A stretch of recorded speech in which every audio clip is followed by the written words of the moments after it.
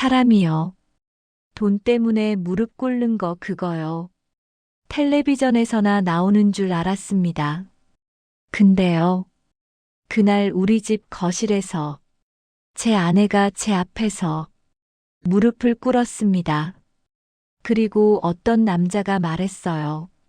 오늘 안 끝내면 내일은 장례부터 치릅니다. 안녕하세요. 저는 박성태입니다. 올해 66이고요. 오늘 제 얘기는요. 자랑도 아니고 교훈도 아닙니다. 그냥 제가 평생 입 다물고 살았던 말을 이제야 꺼내는 이야기입니다. 저는 아내를 지키려고 입을 닫았고 그 입 다문 세월이 결국 아내를 더 위험하게 만들었습니다. 사람들이 저한테 묻습니다. 노인네가 뭘 그렇게까지 당해요? 왜 신고를 안 했어요? 왜 자식들한테 말을 안 했어요? 저도요. 그 질문을 매일 합니다. 근데요. 그때는요. 그게 집안 망신인 줄 알았어요. 그게 시작이었어요. 아내 이름은 정미자입니다. 미자는 젊을 때부터 손이 빠른 사람이었습니다. 옷수선도 잘하고 바느질도 잘하고 동네 사람들 바지 줄이면 아이고 손이 참 좋네 이런 소리 듣는 사람이었어요. 우리 집이 크게 잘 사는 집은 아니었지만 미자 덕에 버텼습니다. 저는 젊을 땐 공장 다녔고 퇴직하고 나서는 아파트 경비 일을 했습니다. 새벽에 나가서 밤에 들어오고 아내는 집에서 동네 사람들 옷 수선해 주고요. 그렇게 살았어요. 근데 어느 날부터 우리 집에 손님이 늘기 시작했습니다. 손님이라고 하기도 싫어요. 그 사람들은요. 손님이 아니라 앉아있는 공포였습니다. 처음에 문을 두드린 건 우리 사촌형이었습니다. 사촌형 이름은 오진구. 어릴 때 같이 자랐고 어른들한테 형님 소리 듣던 사람이었어요. 근데 그 사람이 어느 날부터 돈 이야기를 하기 시작했습니다. 성태야, 너도 알지? 나 요즘 빌딩 하나만 잘 잡으면 인생 바뀐다. 빌딩, 빌딩, 빌딩. 그 말을 입에 달고 살았어요. 저는 대꾸를 안 했습니다. 그러면 사촌형이 웃으면서 그래요. 웃지 마. 너도 이제 나이 있잖아. 유산. 내 아버지 유산 좀 받았잖아. 그거 잘 굴리면 빌딩도 산다. 여기서부터가 문제였어요. 시아버지 유산이요? 맞습니다. 제가 결혼할 때 미자한테 시아버지는 저희 아버지죠. 아버지가 돌아가시고 남겨주신 게 아주 많진 않아도 작은 상가 하나가 있었습니다. 작은 상가라고 해도 그게 우리 노후를 지켜줄 거라고 저는 믿었어요. 그 상가 월세로 미자랑 조용히 살 수 있을 줄 알았습니다. 근데 사촌형은 그걸 돈 냄새로 맡은 거예요. 사촌형은 처음엔 아주 착하게 굴었습니다. 성태야, 나 진짜야. 이번만 잘 되면 다 갚고 너희 부부 해외여행도 보내줄게. 그 말이요. 그냥 말이 아니라 사람 마음 흔드는 미끼였어요. 저는 처음에 딱 잘랐습니다. 형, 난 그런 거 몰라. 난 그냥 월세나 받으며 살래. 그랬더니 사촌형이 갑자기 한숨을 쉬더니요. 이렇게 말하더라고요. 그럼 미자한테 물어봐. 미자는 사람 좋잖아. 그날 저녁 아내가 밥을 차리는데 제가 괜히 짜증을 냈어요. 미자야, 우리 집에 오진구 그 인간. 자꾸 들락거리게 하지 마. 아내가 젓가락을 내려놓더니 조용히 물었습니다. 또 무슨 얘기했어? 돈 얘기지 뭐. 아내는 잠깐 말이 없었고 그 다음에 제가 지금도 잊지 못하는 말을 했습니다. 성태야, 혹시 당신이 나 좀 지켜줄래? 아내가 저한테 그런 말을 한 건 결혼하고 처음이었습니다. 그 말이요. 가슴이 철렁 내려앉더라고요.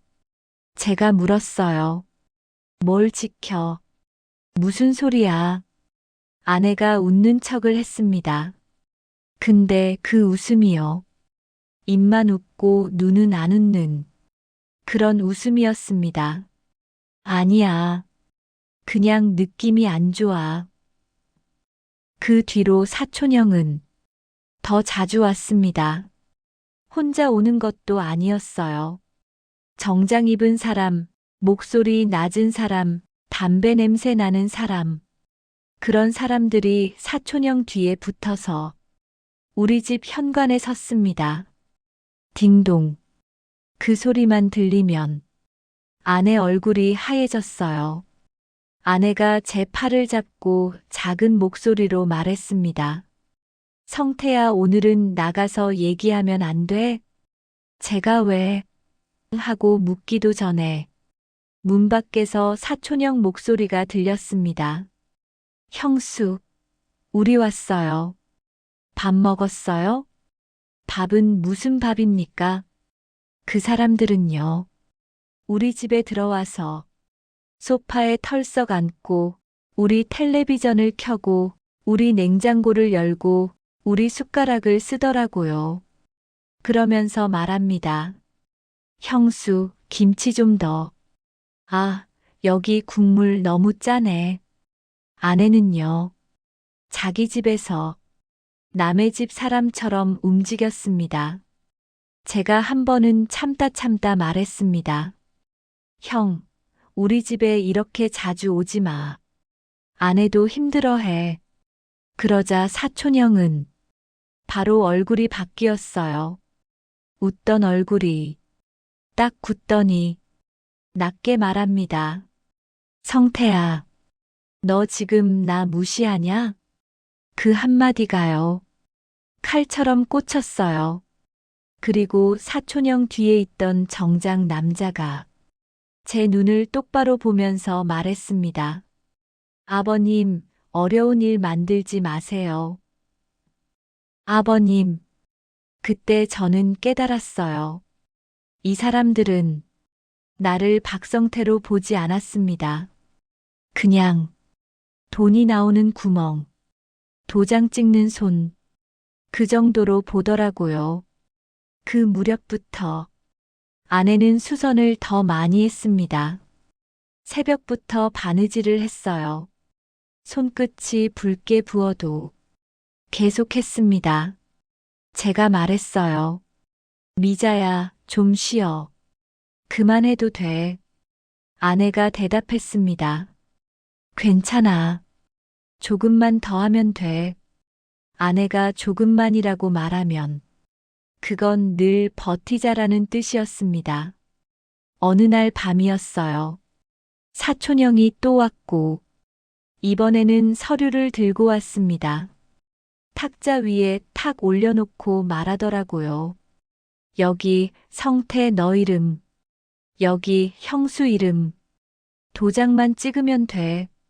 제가 벌떡 일어났습니다. 뭔데 이게? 사촌형이 대수롭지 않게 말합니다. 보증이야. 보증. 그 단어가 나오자 아내가 숨을 멈춘 것처럼 보였어요. 제가 소리쳤습니다. 형, 미쳤어? 내가 왜 남의 일에 보증을 서? 사촌형이 고개를 갸웃했습니다. 남의 일? 우리 일이지. 가족이잖아. 또 그 말입니다. 가족. 그 말이요. 사람을 묶는 끈이 아니라 목을 조르는 줄이 될 때가 있어요. 정작 남자가 말을 보탰습니다. 사촌형님 말씀이 맞습니다. 가족끼리 돕고 사는 겁니다. 제가 서류를 낚아채 보니까 뭐가 잔뜩 적혀 있는데 저는 그런 글 잘 모릅니다. 제가 아내를 봤어요. 미자야, 너 이거 알았어? 아내가 고개를 숙였습니다. 그 순간 저는 확신했습니다. 아내는 이미 겁을 주는 말을 많이 들은 거예요. 그날 밤 제가 아내를 방으로 밀어 넣으며 말했습니다. 당신은 들어가 있어. 내가 얘기할게. 아내가 제 손목을 잡았습니다. 성태야, 괜히 말 세게 하지 마. 나 무서워. 저는 그 말이 더 무서웠습니다.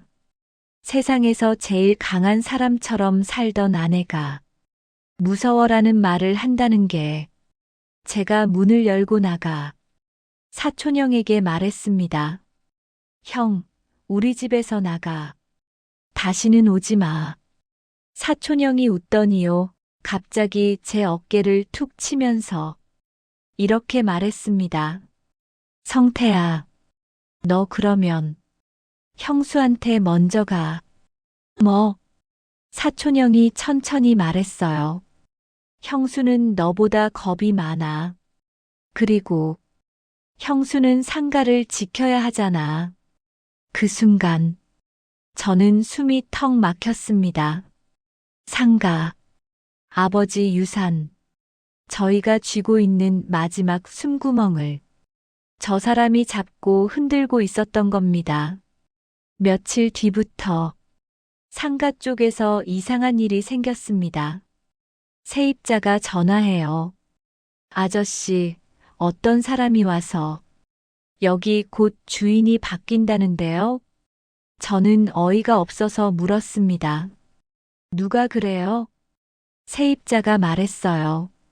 정장 입은 남자가요. 도장만 찍으면 된다면서. 그 말 듣고 제가 심장이 내려앉았습니다. 사촌형이요. 우리 집만 괴롭힌 게 아니라 밖에서도 우리를 조여오고 있었던 겁니다. 제가 아내한테 말했어요. 미자야, 우리 경찰에 가자. 아내가 고개를 세게 저었습니다. 안 돼. 그러면 더 크게 돌아와. 뭘 더 크게 돌아와. 아내가 제 손을 꼭 잡고 말했습니다. 그 사람들, 그냥 돈 받는 사람들이 아니야. 말이 달라. 눈이 달라. 그날 저녁 사촌형이 다시 왔습니다. 이번에는 사촌형 혼자가 아니었어요. 어떤 중년 여자도 같이 왔습니다. 옷차림이 단정했는데 눈빛이 차가웠어요. 그 여자가 우리 집에 들어오자마자 아내를 위아래로 훑어보더니 말했습니다. 형수님 앉으세요. 아내가 앉았습니다. 그러자 그 여자가 말했어요. 오늘은 확실히 합시다. 말 길게 하면 서로 피곤해요. 그리고 탁자 위에 도장을 딱 놓았습니다. 우리 집 도장이었습니다. 저는 그 자리에서 얼어붙었습니다. 저 도장 어디서 났어요? 사촌형이 웃었습니다. 형수한테 받아왔지. 아내가 고개를 들었어요. 내가 언제? 그러자 사촌형이 말을 끊었습니다. 형수, 예전에 내가 상가 서류 좀 본다고 했을 때 도장 줬잖아. 그때 말 안 했어? 가족끼리 그러는 거 아니라고. 아내는 입술이 하얘졌습니다. 그 여자가 말했어요. 자, 이제 찍기만 하면 됩니다. 그때 아내가 제 눈을 봤습니다. 그리고 정말 믿기 어려운 일이 벌어졌습니다. 아내가요. 제 앞에서 천천히 무릎을 꿇었습니다. 저한테요. 저는 미쳐버릴 것 같아서 소리쳤습니다. 미자야, 일어나. 근데 아내는 고개를 숙인 채 아주 작은 목소리로 말했어요. 성태야, 제발 오늘은 말 거칠게 하지 마. 제가 울먹이며 말했습니다. 내가 당신을 왜 못 지켜? 왜 이걸 그냥 받아? 그때 사촌형이 아주 천천히, 아주 잔인하게 말했어요. 형수는 똑똑해. 상가 날아가면 뭐로 사냐? 그러니까 무릎 꿇는 거야. 그 말에 제 눈앞이 캄캄해졌습니다. 그 여자가 서류를 펼치고 아내 손에 펜을 쥐어주려는 순간 현관벨이 울렸습니다. 딩동. 그 소리에 거실이 한순간 멈췄어요. 사촌형이 짜증을 냈습니다. 또 누구야? 제가 문으로 갔습니다. 문을 열었는데 그 앞에 서 있던 사람은 우리 큰아들이었습니다. 큰아들은 서울에서 일합니다. 일 때문에 한 달에 한 번 올까 말까 한 애예요. 큰아들이 저를 보더니 숨도 안 고르고 말했습니다. 아버지, 문자 봤어요. 어머니가 나한테 혹시 오늘 밤 집에 와줄 수 있냐고. 저는 큰아들을 멍하니 봤습니다. 아내가요. 아들에게 연락을 했던 겁니다. 그 순간 아내가 무릎에서 일어났습니다. 그리고 큰아들을 보며 말했어요. 왔다. 다행이다. 그 말이요. 저는 그때 처음 들었습니다. 아내가 다행이다라고 말하는 거. 사촌형이 얼굴을 찌푸렸습니다. 아이고, 아들까지 불렀네. 큰아들이 거실을 보더니 서류, 도장, 모르는 사람들. 한 번에 상황을 알아챘습니다. 누구세요? 정작 여자가 대답했습니다. 관계자입니다. 큰아들이 낮게 말했어요. 무슨 관계? 여자가 말했습니다. 돈 관계요. 큰아들이 한 걸음 더 들어오며 말했습니다. 우리 집에서 나가세요. 사촌형이 비웃었습니다. 요즘 젊은 것들은 말이 새. 너희 아버지가 뭘 할 수 있는데? 그 순간 아내가 조용히 말했습니다. 내가 할 수 있어. 모두가 아내를 봤습니다. 아내가 탁자 아래에서 작은 천가방을 꺼냈습니다. 그리고 거기서 종이 뭉치 하나를 꺼냈습니다. 아내가 말했어요. 도장 찍기 전에 나도 확인할 게 있어. 사촌형이 코웃음 쳤습니다. 뭘 확인해? 아내가 종이를 펼치며 말했습니다.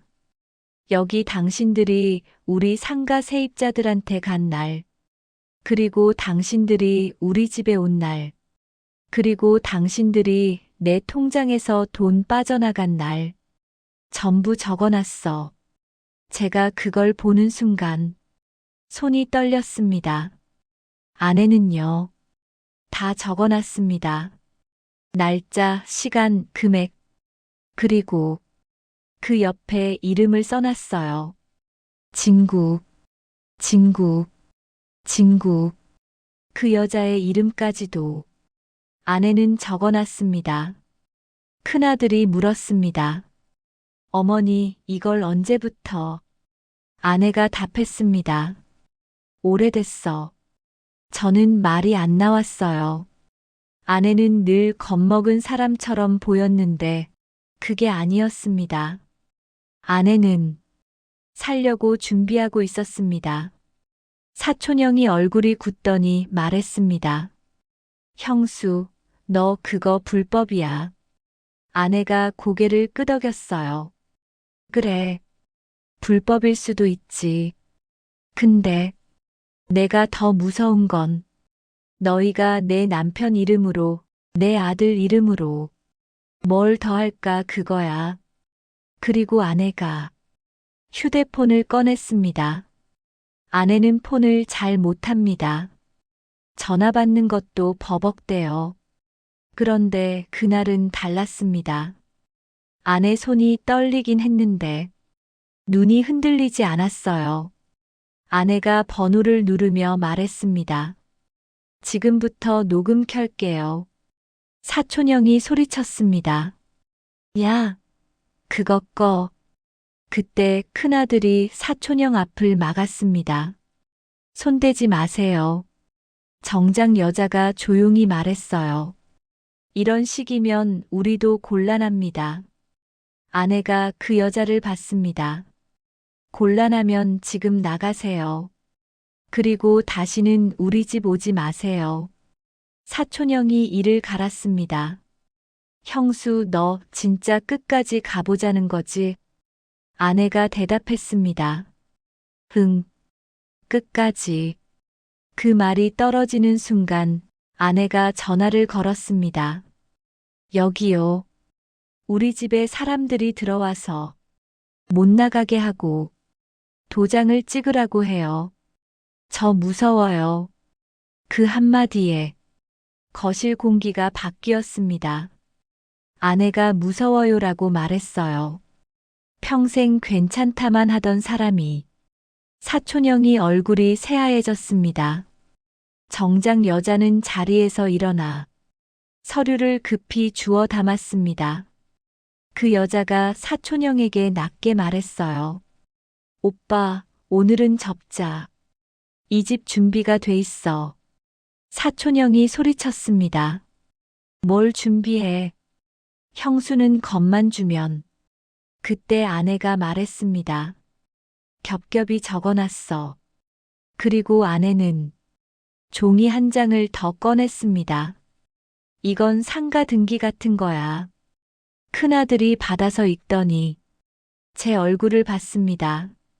아버지, 상가가. 제가 물었습니다. 뭐가? 큰아들이 침을 삼키고 말했어요. 상가가 어머니 이름으로 정리돼 있어요. 저는 그 순간 머리가 멍해졌습니다. 아내가요. 제가 모르는 사이에 상가를 자기 이름으로. 제가 아내를 쳐다봤습니다. 미자야, 이게 뭐야? 아내가 아주 조용히 말했어요. 성태야, 당신이 착해서 지킨 게 아니야. 당신은 너무 믿었어. 그 말이 제 심장을 찔렀습니다. 내가 아내를 지킨다고 생각했는데 아내는 나를 지키기 위해 혼자 움직이고 있었던 겁니다. 문 밖에서 쿵쿵 발소리가 들렸습니다. 그리고 문을 두드리는 소리. 경찰입니다. 사촌형이 그제야 입술을 떨었습니다. 아니, 잠깐만. 가족끼리 얘기 좀 한 건데. 아내가 말했습니다. 가족이면 나를 사람처럼 대했어야지. 경찰이 들어오고 상황을 묻고 서류를 보고 그 사이에 정작 여자는 조용히 현관 쪽으로 물러났습니다. 경찰이 이름과 연락처를 받았고요. 사촌형은 끝까지 버텼지만 경찰은 단호했습니다. 여기 계신 분들 나가셔야 합니다. 그때 사촌형이 제게 마지막으로 말했어요. 성태야, 너 이러면 너희 집안 끝장난다. 저는 그 말을 듣고도 대답을 못했습니다. 왜냐하면 그때까지도 저는 집안이 더 무서웠거든요. 근데 아내는 달랐습니다.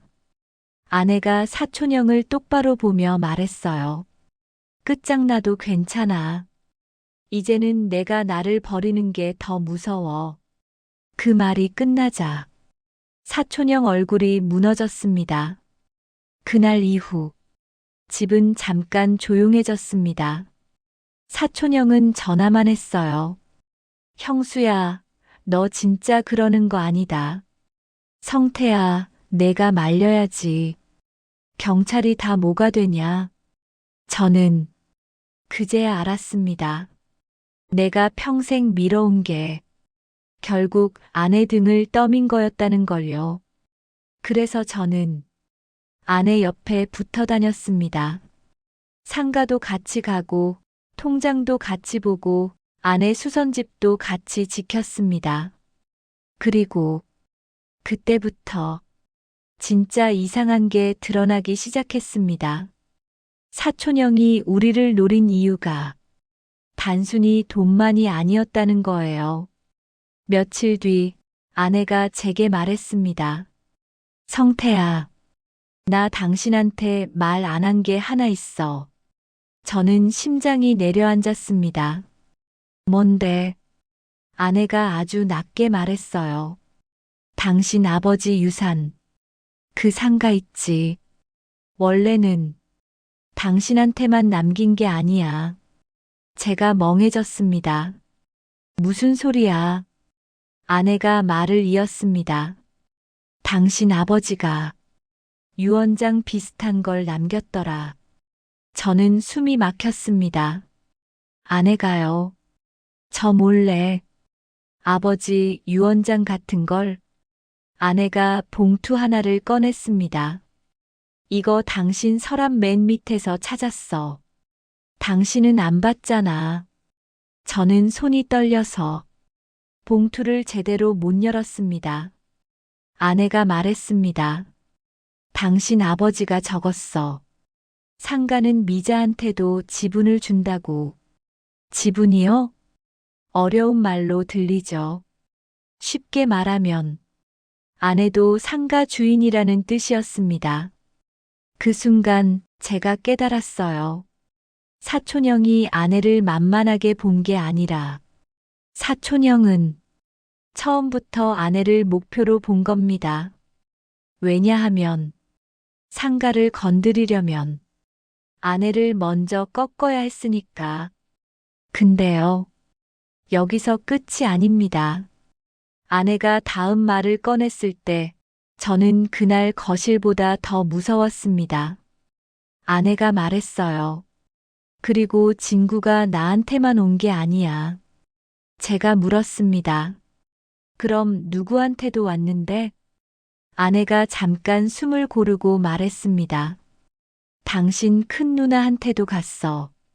그 말에 제 머리가 하얘졌습니다.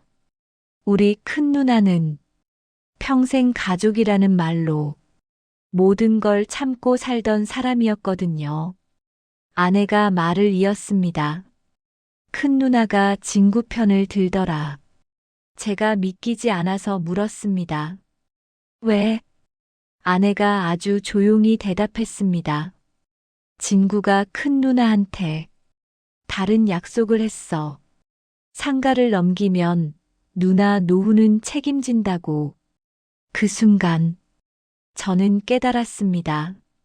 이건 돈 문제가 아니라 유산 갈등, 그리고 가족끼리 서로 물고 뜯는 그런 싸움이었던 겁니다. 그런데 아내는 그걸 이미 다 알고 있었습니다. 그리고 아내가 준비한 진짜 반전은 이제부터 시작입니다. 큰 누나 얘기를 들은 그날 밤 저는 잠이 안 왔습니다. 아내는 부엌에서 조용히 물을 끓이고 있었고 저는 거실에 앉아 불도 안 켜고 숨만 쉬고 있었어요. 제가 말했습니다. 미자야, 그럼 우리 큰 누나가 우리를 팔아넘긴 거야? 아내는 물컵을 내려놓고 천천히 말했어요. 팔아넘긴 건 진구지. 근데 누나도 너무 오래 굶었더라. 저는 화가 났습니다. 굶으면 남을 굶겨도 돼? 아내가 고개를 저었습니다. 그래서 내가 끝내려고. 그 말이 이상했어요. 끝낸다. 뭘 끝낸다는 건지. 저는 물었습니다. 뭘 어떻게 끝내? 아내가 제 얼굴을 똑바로 보더니 아주 조용히 말했습니다. 성태야, 상가 팔 거야. 저는 벌떡 일어났습니다. 미쳤어? 그걸 팔면 우리 노후는 뭐로 버텨? 아내는 흔들리지 않았어요. 노후는 사람이 지키는 거야. 상가가 지키는 게 아니야. 제가 손을 떨며 말했습니다. 그래도 그건 아버지가 남긴 건데. 아내가 짧게 끊었습니다. 그래서 더 팔아야 해. 저는 이해가 안 됐어요. 아내가 말을 이었습니다. 성태야, 진구가 원하는 건 월세가 아니야. 그럼 뭐야? 아내가 낮게 말했어요.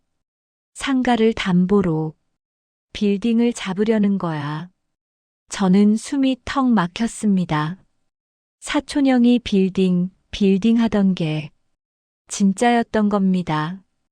그걸 하려면 상가가 필요했어요. 그리고 상가를 움직이려면 아내를 꺾어야 했던 거고요. 저는 아직도 바보였습니다. 그래도 팔면 그 사람들이 더 달라붙지. 아내가 고개를 끄덕였어요. 맞아. 달라붙지. 그래서 그 사람들이 달라붙을 때 내가 판을 뒤집을 거야. 제가 멍하니 물었습니다. 무슨 판? 아내는 천가방에서 얇은 수첩 하나를 꺼냈습니다. 그리고 그 안쪽에서 종이 한 장을 꺼냈어요. 아내가 말했습니다. 성태야, 나 돈만 적어둔 게 아니야. 저는 종이를 봤습니다. 전화번호가 적혀 있었어요. 누구 번호야? 아내가 말했습니다. 진구가 데리고 다니던 정장 여자 있지. 그 사람 이름이랑 번호. 그리고 그 사람 뒤에 있는 사람 번호. 제가 소름이 돋았습니다. 그걸 어떻게 알아? 아내가 담담히 말했어요.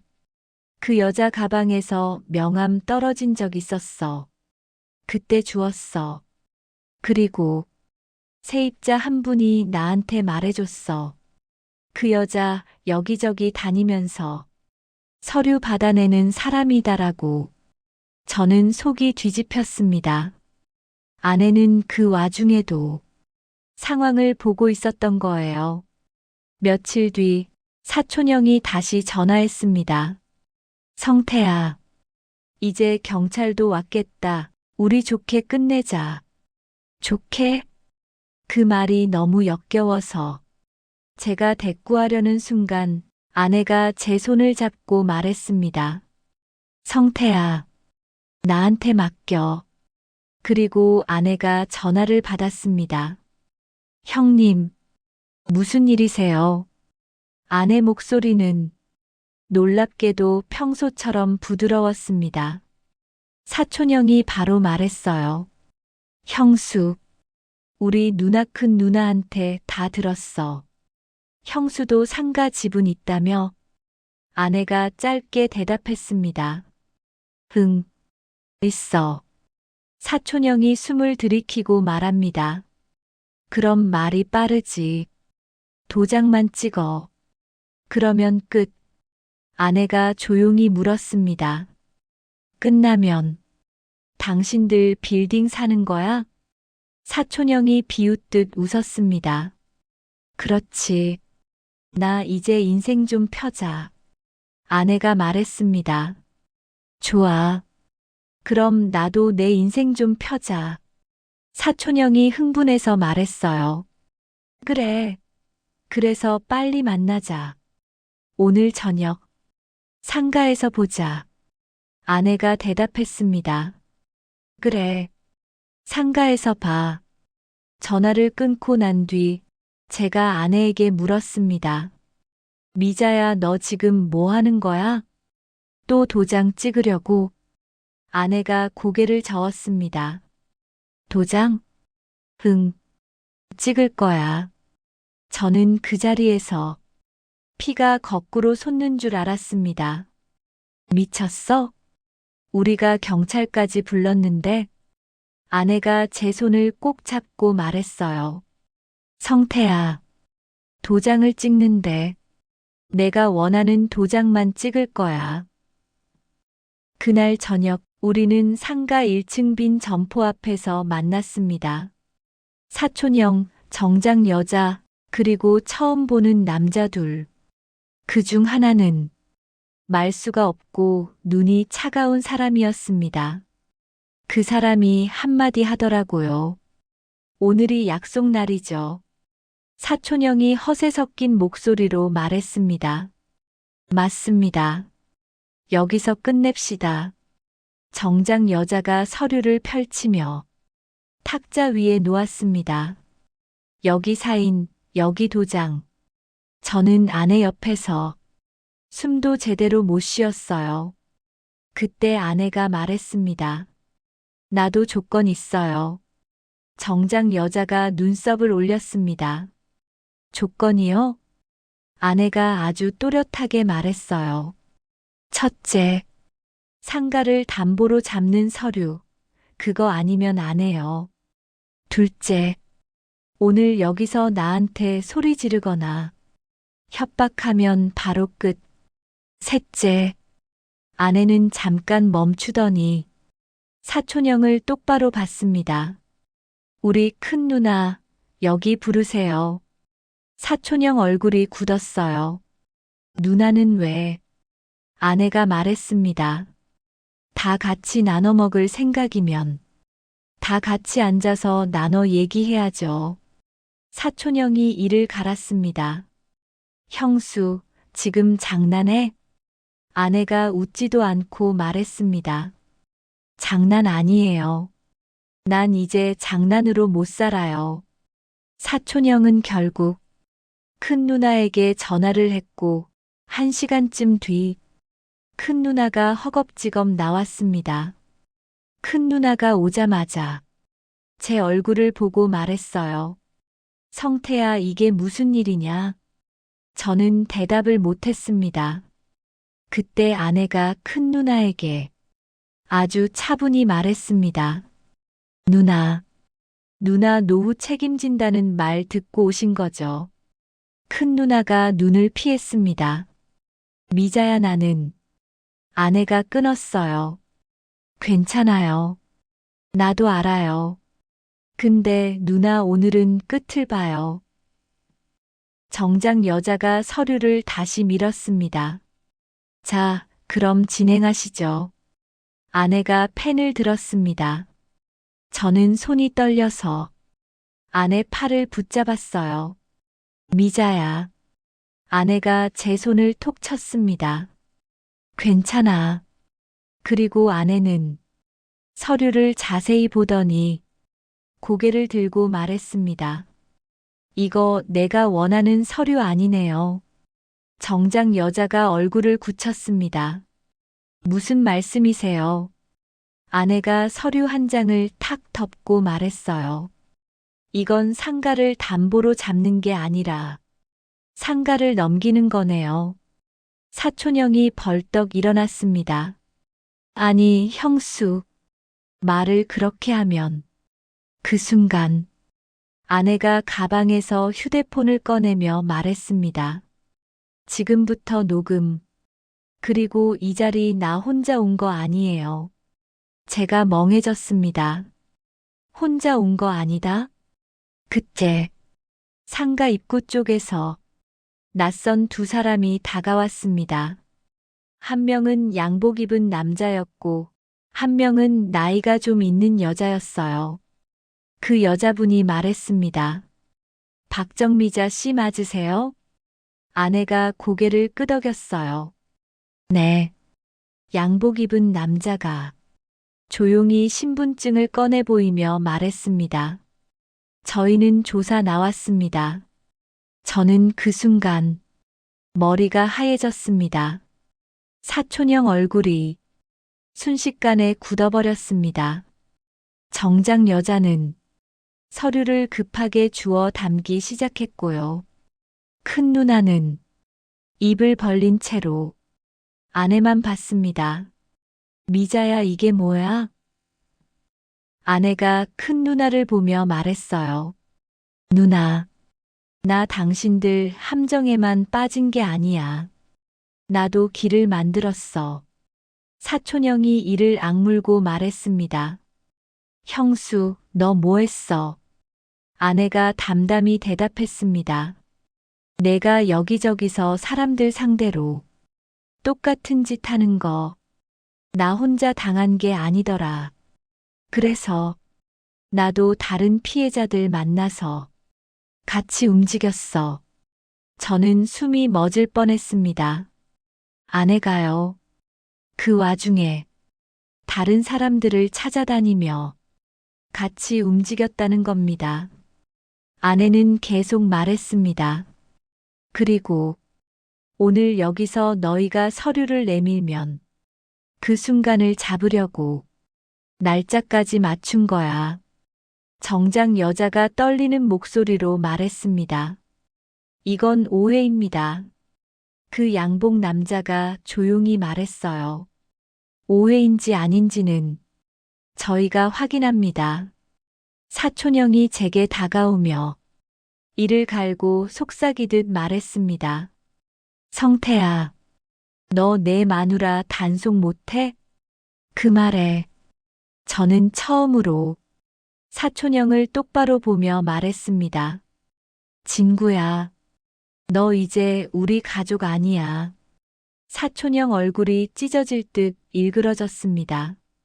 그 자리에서 바로 말싸움이 커질 것 같았는데 아내가 한마디로 끝냈습니다.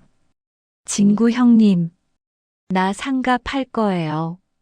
사촌형이 눈이 번쩍 뜨였습니다. 봐라, 결국 판다고 했지.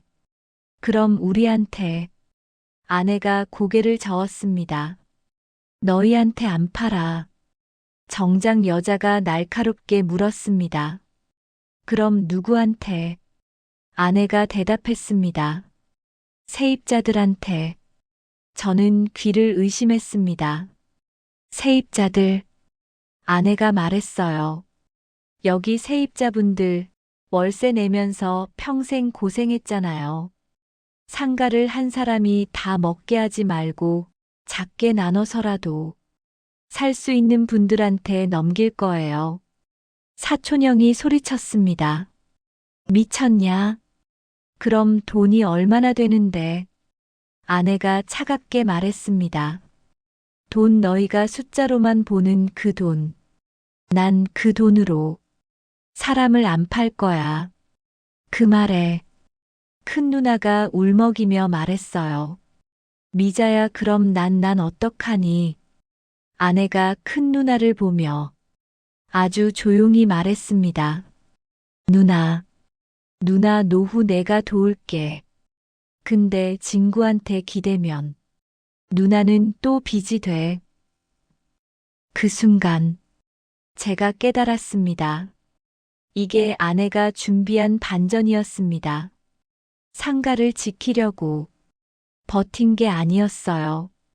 상가를 미끼로 쓰고 판을 뒤집어서 사촌형 일당이 움직이는 순간을 잡으려고 아내는 일부러 끝까지 끌고 온 겁니다.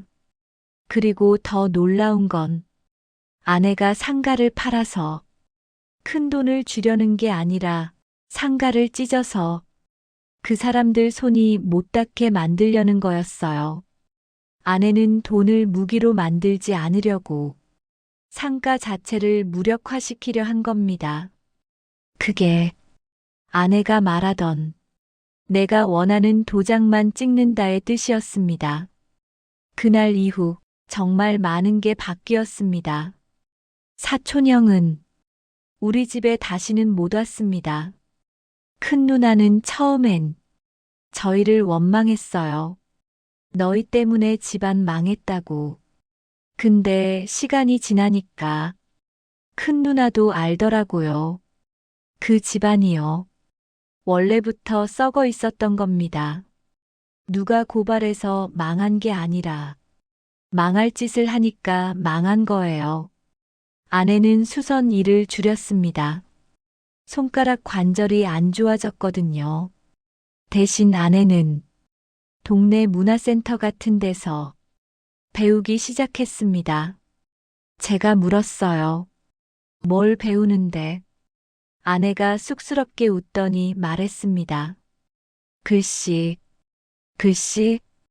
응, 나 서류 볼 때마다 내가 글을 모르니까 당하더라. 그래서 이제 읽을 거야. 그 말이 저를 울렸습니다. 아내는 평생 남을 위해 손을 썼는데 이제는 자기를 위해 눈과 마음을 쓰는 사람이 된 겁니다. 저도 바뀌었습니다. 저는 더 이상 집안 망신이라는 말을 제 입에 올리지 않습니다. 망신은요, 당하는 사람이 아니라 짓는 사람이 가져가야 하는 겁니다. 그리고 저는 그날을 잊지 못합니다. 아내가 무릎을 꿇던 날, 사람들은 그 장면만 보면 아내가 약해 보일 겁니다. 근데 아닙니다. 그 무릎은요, 끝까지 버티며 판을 뒤집기 위한 마지막 연기였어요. 제가 요즘 아내에게 자주 말합니다. 미자야, 이제는 내 인생 살아. 아내가 웃으며 대답합니다. 응, 근데 당신도 살아. 나만 살면 또 똑같아져. 그 말이 맞습니다. 누군가만 참으면 집은 조용해지지만 사람은 죽습니다. 저처럼요. 입 다물고 사는 동안 아내는 혼자 살아남을 준비를 했고 저는 그제야 아내 뒤로 가서 같이 걸을 줄 알게 됐습니다. 마지막으로 저 같은 처지였던 분들께 딱 한마디만 드리고 싶습니다. 가족이란 말이요. 그 말로 협박하는 사람이 있습니다. 가족이잖아. 집안이잖아. 체면이 있잖아. 그 말 들리는 순간 그건 가족이 아니라 덧질 수 있습니다. 그럴 땐요. 혼자 참지 마세요. 기록하세요. 말을 남기세요. 도움 부르세요. 그리고 당신 편을 한 사람이라도 붙잡으세요. 저는 늦게 붙잡았고 그래도 아내가 기다려줬습니다. 저는 앞으로도 내 아내 편입니다. 끝까지요. 구독, 좋아요, 알람 설정, 사랑입니다.